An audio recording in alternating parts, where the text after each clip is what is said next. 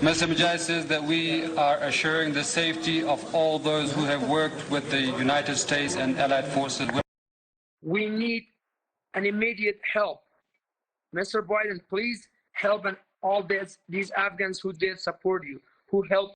The Taliban have informed us that they are prepared to provide the safe passage of civilians to the airport, and we intend to hold them to that commitment. All right, and what if they don't hold true to that commitment? Robert Charles, the former Bush 41 staffer, former Bush 43 Assistant Secretary of State, all bets are off after that, right, Robert?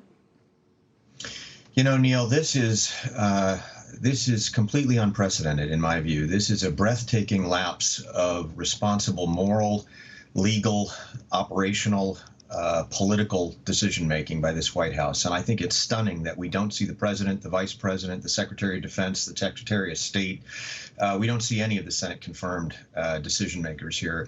This is, I get real-time intelligence now rolling at me from people who are talking to those on the ground. And just in the near term right now, you do have, according to the F-77 form, more than 15,000 Americans presently around the country trying to get out. The Taliban were very effective. They're much more organized than they were historically.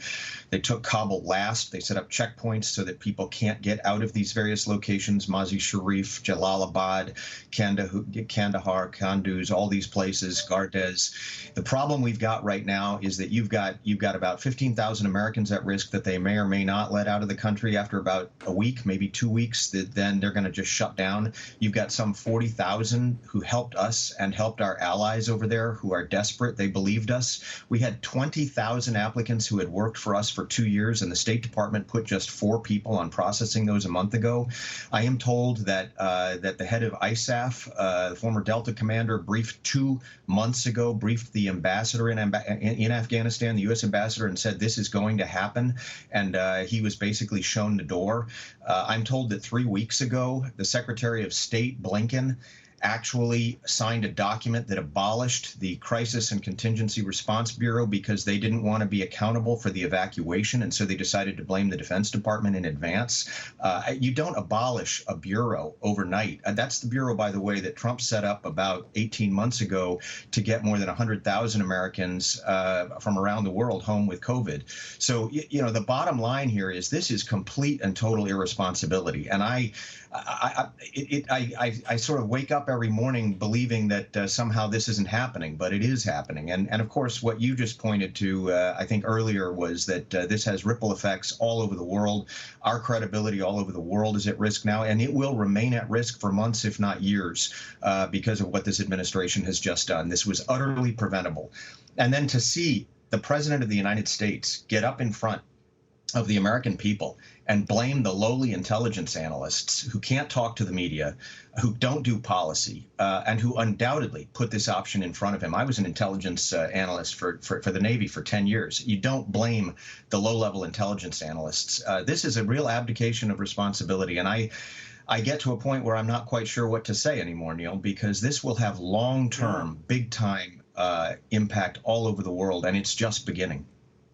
Yeah, and I'm thinking, too, whether, you know, you say the buck stops with me and all that. When John Kennedy made those remarks at, you know, a different time, different period after the Bay of Pigs fiasco, he could have just as easily pinned it on his predecessor and all the military honchos because he had his doubts about it. But not to second guess that, he took the blame. And then he famously said, you know, success has 1,000 authors, failure is an orphan. But he owned it. And what was weird about that is, you know, some weeks later, his approval ratings went up 10 points because the American people, you know, supported him and were impressed with his acknowledging that mistake and his responsibility for it.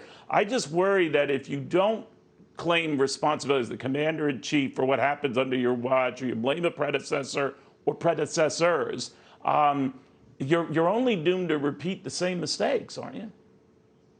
So, Neil, an excellent point. I read actually the Bay of Pigs post-fact press conference recently, as well as what happened after the debacle on the desert with Jimmy Carter.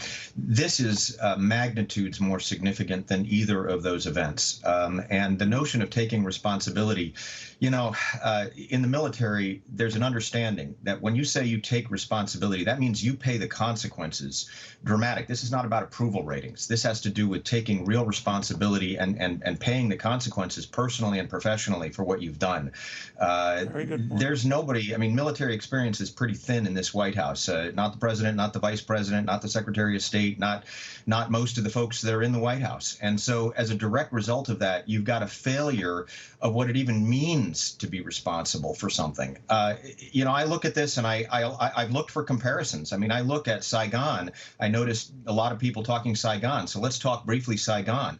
March of 1973, we signed an accord that essentially brought that to an end. It was April, 2 years later, April of 1975, when we evacuated, when Saigon was overrun. So they held out for 2 years. But more to the point, and that's because in part we supported them with intel and other things that we didn't support the Afghan security forces with. But the bigger part is when we did go to leave, we brought 7,000 Vietnamese with us. We took 1,000 of our own people with us. We left nobody behind, and we did all that in 18 hours, smooth as silk. So the bottom line is this is a complete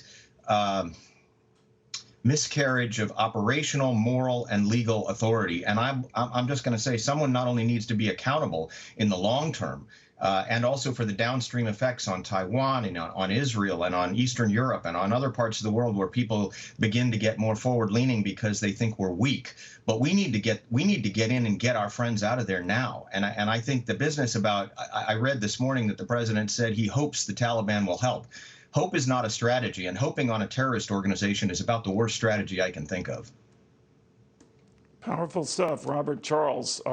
Thank you very much for saying what you said, but more importantly, for your incredible service to this country and your respect for something else, history.